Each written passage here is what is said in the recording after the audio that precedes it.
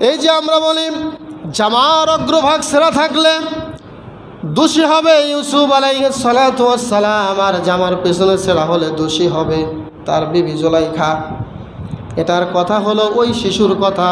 ওই শিশুই সেই কথাটা বলেছিল, ইন কানা কামিসুহু কুদ্দাম মিন ক্বাবলিন ফাসাদাকাত ওয়া হুয়া মিনাল কাযিবিন।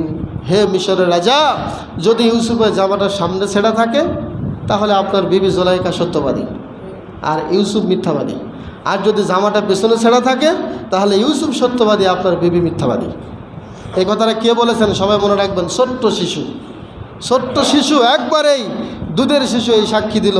সাক্ষী দেওয়ার পরে এবার চেক করে দেখলেন, রাজা দেখলেন ঘটনা তো একেবারেই উল্টা। এই যে শিশু যেভাবে বলল কথা তো সেভাবেই আমি দেখতেছি। তিনি এক পর্যায়ে জামার সামনে দেখলেন কোনো সেরা